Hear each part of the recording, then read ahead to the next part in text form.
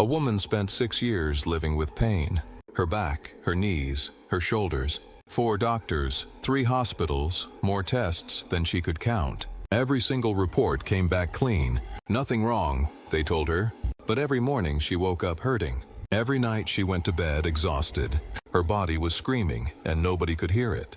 The last doctor she visited looked at her chart, looked at his screen, and said the words she had heard too many times before. "There is nothing wrong with you." She walked out of that office feeling more broken than when she walked in. Not because of the pain, because she had been told again that her pain was not real. Now, here is what nobody told her. What nobody told you either. The place where healing begins is the last place modern medicine would ever think to look. It is not your spine. It is not your nervous system. It is not your brain. It is your feet.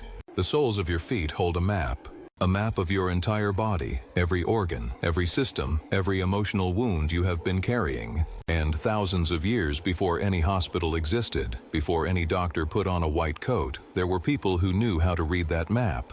People who could place their hands on specific points of the foot and unlock healing that modern science still cannot explain. This knowledge was ancient. It was sacred, and it was deliberately taken from you.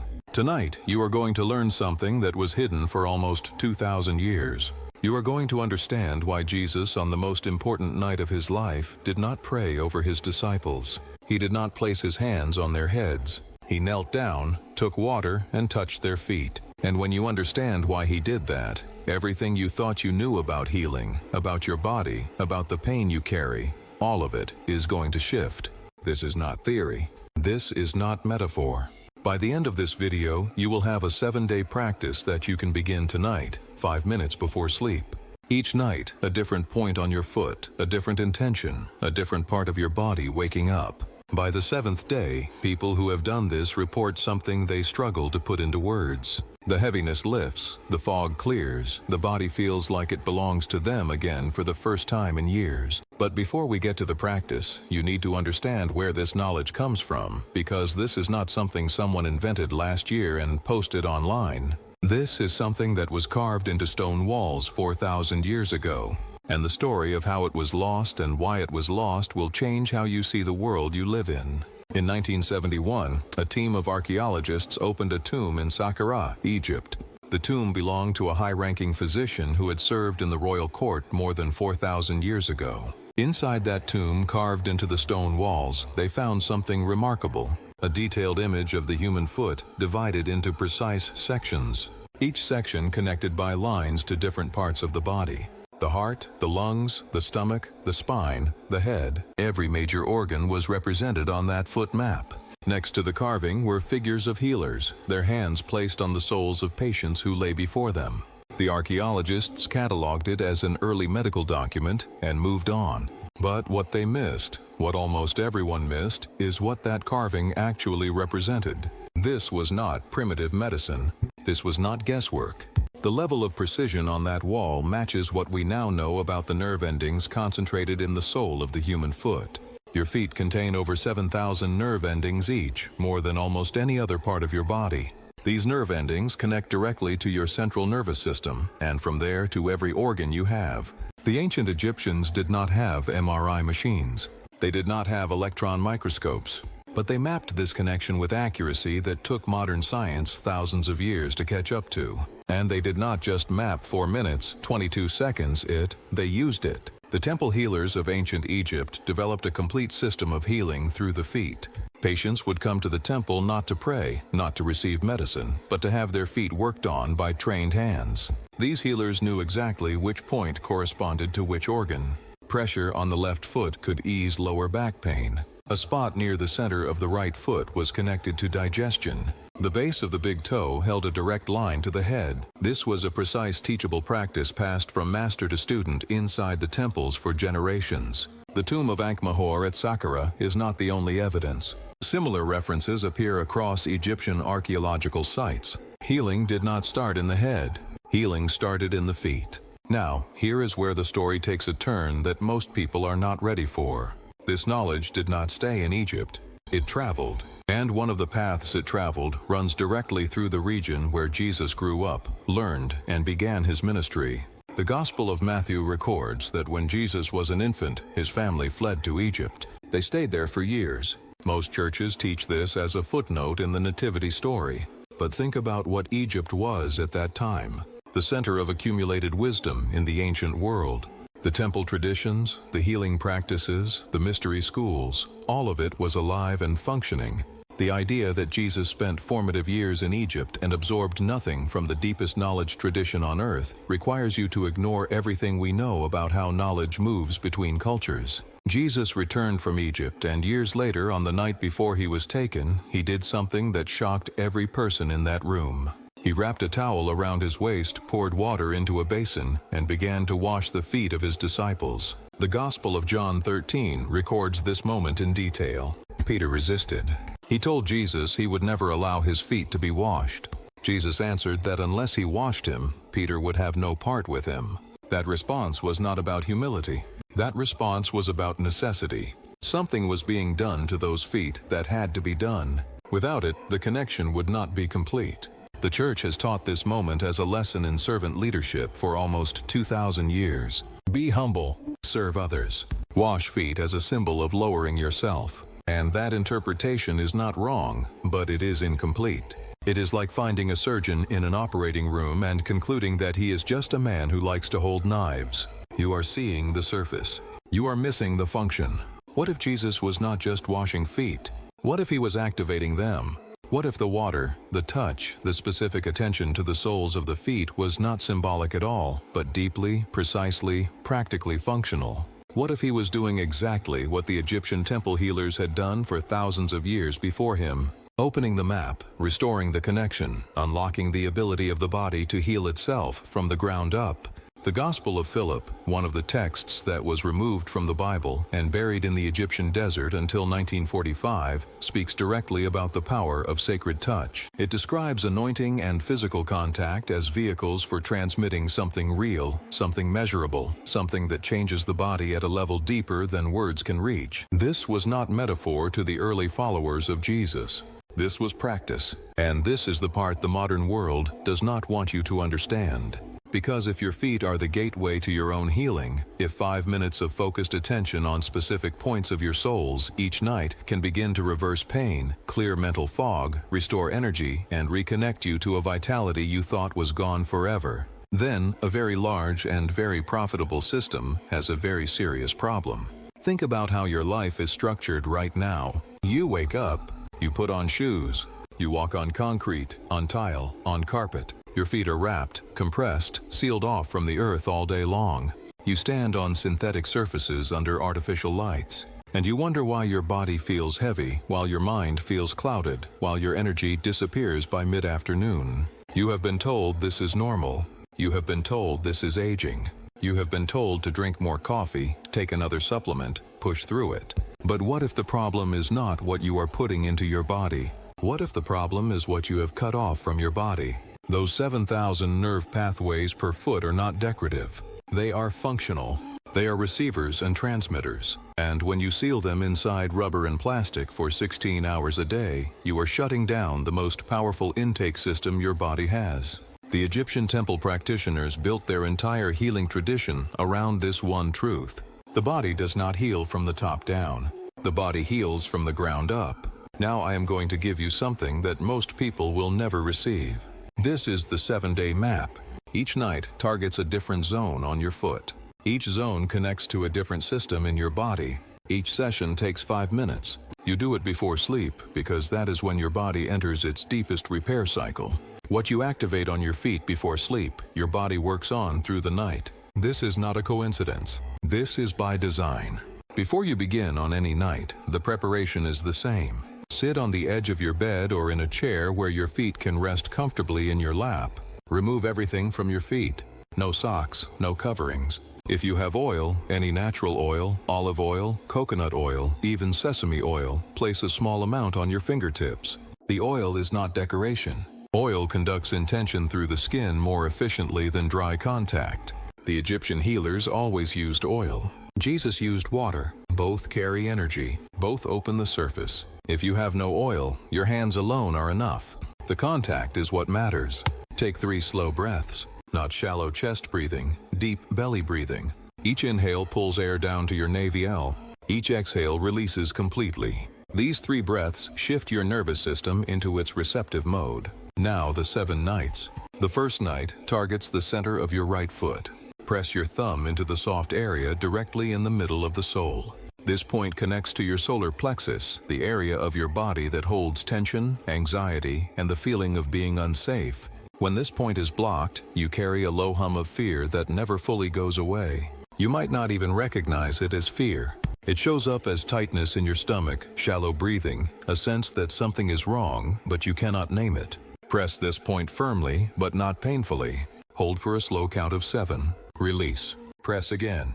Hold for 7. Release. Do this 7 times. As you press, speak these words either aloud or silently. I release what is not mine. That is the only intention for night 1. I release what is not mine. You are telling your body to let go of the tension it has been holding on behalf of a system that benefits from your fear. The second night moves to the base of your big toe on your left foot. This point connects directly to your head, to the area behind your forehead where thoughts loop and repeat. If you have ever lain in bed with your mind racing, unable to stop thinking, unable to quiet the noise, this is the point that holds that pattern. The same pressure, the same rhythm. 7 presses, 7 counts each. The intention for night 2 is different. My mind belongs to me. Say it as you press. My mind belongs to me. You are reclaiming territory. The mental noise, the endless loop of worry and self-criticism that is not organic. That pattern was installed. And tonight you are beginning to uninstall it. The third night targets the inner edge of your right foot along the arch. Run your thumbs slowly from the heel up toward the ball of the foot along that inner curve. This line maps to your spine. Every person carrying back pain, stiffness, postural tension, this is the line that holds it. Do not press a single point here. Instead, slide your thumb slowly along the entire length of the arch. Slow, firm, continuous pressure. 7 passes from heel to ball. The intention for night 3. My body remembers how to stand. Back pain is not just physical. It is the body collapsing under weight it was never meant to carry alone. Tonight you are reminding your spine that it has support. Put your hand on your chest right now. Feel that warmth. Feel the slight rhythm underneath your palm. That is not just a heartbeat. That is the electromagnetic engine of your entire body. Your heart generates the strongest electromagnetic field of any organ you possess. And on night 4, you are going to connect to it through your feet. Night 4 targets the upper portion of the sole just below the toes on your left foot. This is the zone that maps to your chest and heart. If you have been carrying grief, if you have felt emotionally numb, if you have struggled to connect with people even when you wanted to, this zone has been closed. The same pressure, the same count of 7 repetitions, but the intention shifts to something deeper. I am safe enough to feel. This is the night that often produces the most immediate response. Do not be surprised if emotions surface. Do not resist them. That is not weakness. That is the seal breaking. That is years of compressed feeling finally finding a way out. Night 5 moves to the outer edge of your left foot. This zone connects to your shoulders, your arms, your ability to reach out and act in the world. If you have been feeling stuck, if you have ideas but cannot seem to execute them, if there is a gap between what you want and what you do, this is the zone that holds that gap. 7 presses, 7 counts. The intention for night 5. I give myself permission to move. Stagnation is not laziness. Stagnation is a blockage. And tonight, you are clearing it. The 6th night goes to the heel of your right foot. The heel is the densest, hardest part of your foot. It carries your full weight with every step, and energetically it holds your foundation, your sense of security, your connection to survival itself. If you have been living in financial anxiety, if you feel unstable, if the ground beneath your life feels shaky, the heel is where that insecurity is stored. Firm pressure here. The heel can take more than the other zones. Press deeply. Hold for 7. Release 7 times. The intention for night 6. I am held. 2 words. I am held. You are telling the most ancient part of your nervous system that the danger has passed, that you are safe, that the ground will not collapse. And then comes the 7th night. The 7th night does not target a single point. The 7th night is the completion. On this night, you take both feet and beginning at the heels, you press your thumbs slowly upward across the entire sole, moving from heel to toe. Both feet at the same time if you can, one at a time if you must. 7 full passes, slow, deliberate, and the intention for the 7th night holds everything together. I am whole. This is the night you feel it. Not in your mind, in your body. A warmth that begins in the soles of your feet and rises through your legs, through your core, up your spine. Some people describe it as a current. Some describe it as heat. Some say it feels like remembering something they forgot a long time ago. This is not imagination. This is the circuit completing. This is 7,000 nerve endings per foot, finally receiving the attention they were designed for. This is your body doing what it always knew how to do, but was never allowed to do. The 7-day map is not random. Each night builds on the one before. The first 3 nights clear blockages. The 4th and 5th nights restore connection. The 6th night anchors stability, and the 7th night activates the full circuit. This is exactly what the Egyptian temple healers did not in 7 days but over longer periods. Jesus compressed this knowledge because he knew his time was short. But the principle is identical. Start at the feet. Open the map. Let the body remember. Now, let me tell you what to watch for. Because this practice does not ask you to believe anything. It asks you to notice. After the first 3 nights, most people report that their sleep changes. Not dramatically at first, but the quality shifts. You fall asleep faster. You wake up less during the night. The heaviness that was there when you opened your eyes starts to thin. After the 5th night, something else begins. People describe it differently, but the pattern is consistent. A clarity, a stillness in the mind that was not there before. The mental noise does not disappear all at once, but it gets quieter. The space between thoughts gets wider, and in that space, something starts to breathe. By the 7th night, the shift is no longer subtle. Your body will tell you, not in words, in sensation. A lightness you forgot was possible. An energy that does not come from caffeine or willpower, but from somewhere deeper, somewhere that has been waiting. Maybe right now a voice inside you is saying, "This sounds too simple. 5 minutes really pressing on feet, really." That voice is familiar, is it not? It is the same voice that tells you to wait, to be reasonable, to not get your hopes up. But ask yourself something honestly. Whose voice is that? Because it is not the voice of someone who wants you to heal. It is the voice of a system that needs you to stay exactly where you are. Tired, foggy, disconnected, manageable. Your doubt is not proof that this does not work. Your doubt is proof that something does not want you to try. Jesus knelt before his disciples and touched their feet because he knew what the temples of Egypt had known for millennia. The body is not a cage. The body is an instrument. And when you tune it from the foundation, from the soles of the feet upward, it begins to play a frequency that no archon, no system, no amount of suppression can silence. That frequency is yours. It always was. Tonight, before you close your eyes, sit on the edge of your bed. Take your foot in your hands. Press into the center of the soul and begin. I want to hear from you. Not a phrase, not a slogan. After 3 nights, after 5, after 7, come back to this video and describe what you felt in your own words. Every time someone writes their experience here, it reaches another person who is where you are right now, wondering if this is real. Your words might be what gives them the courage to start. That is how this knowledge survives. If this is the first video of ours you have found, there is a reason you are here tonight, and not a week from now, not a year from now. Subscribe, because what we share on this channel is not entertainment. It is the information that was taken from you returned one piece at a time. And if this reached you at the right moment, let it be seen. A single click carries this past the noise, past the distractions into the hands of the next person who is ready. Your feet have been waiting. Tonight you